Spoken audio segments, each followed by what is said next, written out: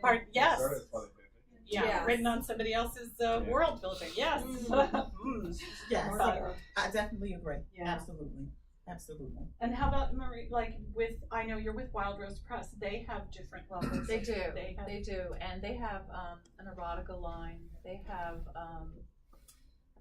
something called Crimson Rose, which is even, sort of more than mine. So mine is sort of mid-range in terms of sexuality, sensual, with some steamy scenes. And then they also have the sweeter ones. Okay. And Myrtha, urban fiction is always sexy? Not always. Okay. Not always. Oftentimes it deals with murder. A lot of murder. Okay. A lot of murder, a lot of, like I said, drug selling, Ooh. wrongful deaths, blaming others. Ooh. Okay. Very gritty. Yes. Very gritty. Yes. I wanted to ask about pen names because that was something we really hadn't talked about before. Do you use a pen name, and why do you use a pen name? How did you come up with it? I do use a pen name. I use 2 pen names. I have 2 small You don't children. have to reveal your name. No, I'm not going to. No, I have 2 small children. So I get some very strange mail. Oh yes, prison letters. We gotta talk prison mail. letters. Big mail. So whatever. Okay, so I have 2 small children, so that's why I decided to take pen names. And why one versus now? Where did Tina Cashion? Is that because Oh, it okay. was Well, more- for this one, because it's a Mediterranean restaurant at the Jersey Shore, but so I took a more my maiden name basically. Okay. Yeah, which is ethnic. So that was suggested by the agent and the editor. If you're going to be writing something like that, then take a different pen name. Yeah. So I did not, thus the long name. As a matter of fact, when I got married, I didn't take my husband's name. He has a nice short name. So my reasoning was more marketing. So I'm out in the community. I've been out in the community. I've been at my law firm for 34 years. I'm on boards, and I just know a lot of people. And to start all over with a new name, I just thought, how am I ever going to sell books? The nice thing is being in the community and being involved in a lot of groups. I get invited to speak. Everybody's all excited to hear an author. I mean, I speak a lot on divorce as well, but And now for happily ever after.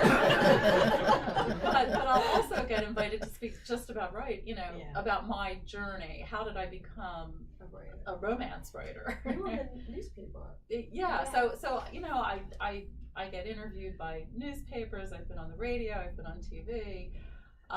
My father was a barber, so my father knew everyone in the community, everyone that sat in that chair. So again, I didn't want to change my name because I'm hoping that people will see that name and say, oh, I know her, or I know her family, or I'll buy the book because I know her, or whatever.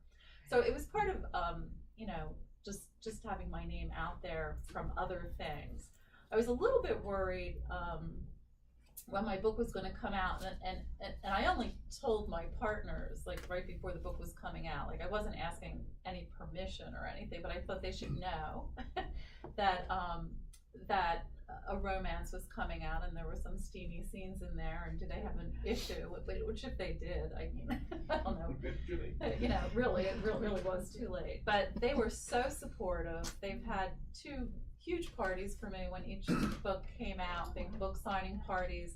They've all read my book. They buy my books. They write reviews for my. It's really such a wonderful thing. So.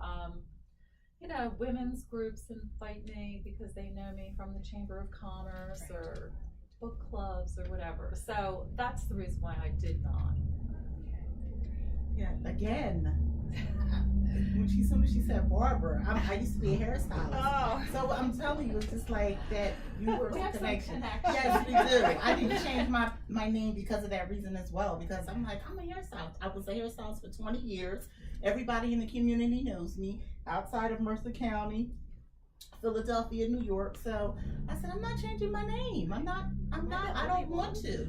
Now, Yeah. only one up there. I said I did not only because I knew that the love and the notoriety that I already received as a hairstylist would work for me, and it did. Well, I thought that when I initially started writing my first 4 books for Berkeley, I did not change my name. I used Terri Brisbin. It's my real name because of the same kind of things. I had been extensively involved in Dental Hygiene Association, state and national. I'd been on my school board, and I've been involved in that for 10 years, and home and school, or PTA, and I wanted to pull on all those resources. But then when I went to write for Harlequin, they were notorious for the whole pseudonym thing, where they not only required it, they owned it. And so, there are a lot of authors who had to fight a long time to get them back. And so I expected that I would need a pen name. And they said, and this kind of is how it works in the industry, the Harlequin editor said, no, we want to bring your readership with you from your Berkeley experience, so of course we want you to use that same name. So that went along until I got offered the contract for the erotic romance, and then I thought, well, now they're really going to want a new name because we don't want readers to expect one thing and get something else. And their response was the same thing. You've built this audience with Harlequin. We want to bring that audience. So I've kept that same name no matter what. But it goes back to something that was said early on about buy the URL for your name. The problem is, if you go to traditional publishing, there are a lot of times when you end up with a pen name that is not your name. Or, darn that, Nora Roberts, I wanted to be Nora Roberts, but, she took it first. But it can happen. Your real name or the name you think you're going to use may not be available. Or may not be, your publisher may have an author with a similar name and not want it. Or you're writing something where you need a name that fits. You'll see the historical authors, especially the big, where they have very flowery names to match kind of the genre of the historical field. So those can be some of the reasons why you end up with a different name. So just be careful when you're buying domains that, you're going to actually use it. So. Go ahead. I just want to have one more question before we open it up. What do you wish someone had told you before you published for the first time that you would tell someone now? What advice? What? I didn't think of my answer yet. So, follow your gut. Okay. Follow your own gut. Like, follow your gut. Your gut never lies. Your gut never lies. Okay. The question though is before you published or before you started writing? I think before you published, because lots of us have been writers without believing we were going to be published. But when you made that decision or accepted that first contract, what do you wish someone had told you that you had to learn? That's a good question. I should have told us before. It was hard. I said follow your gut, even though, but that's a good question. I mean, good answer. I don't know that I have an answer to that.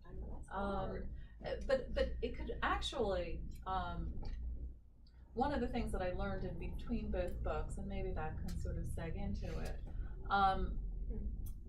in picking a cover, and I don't know if that's a separate question, but the publisher asks you how to explain in words, how you see your cover. And Unchained Memories takes place in Princeton, and I wanted an iconic building in Princeton, but I also wanted, I looked at lots of covers. I knew I didn't want a man and a woman embracing on the cover.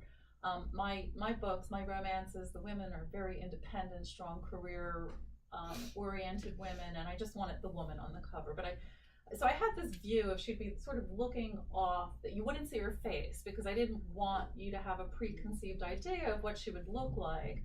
I told them the color of her hair and what I wanted her to wear. First of all, I hate this cover, but this cover is 10 times better than the first one that they sent me. I was in tears, and the first cover they sent me, it was so awful. It was a different building in Princeton that could have been any building in the world.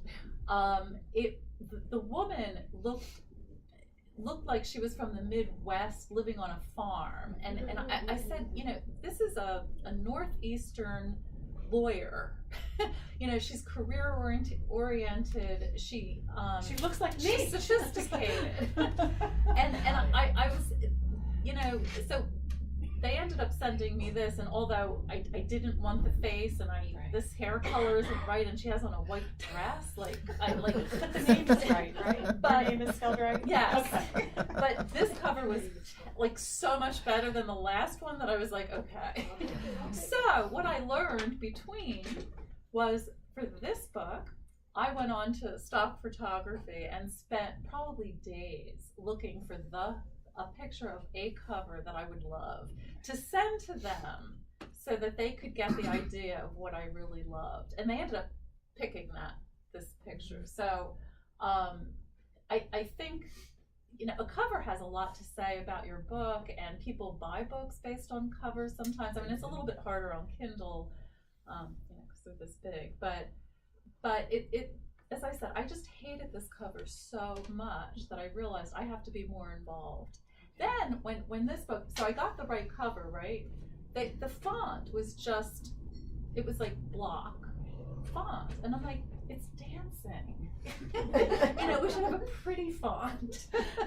So like even that, you know, you just have to be really involved, I think. So.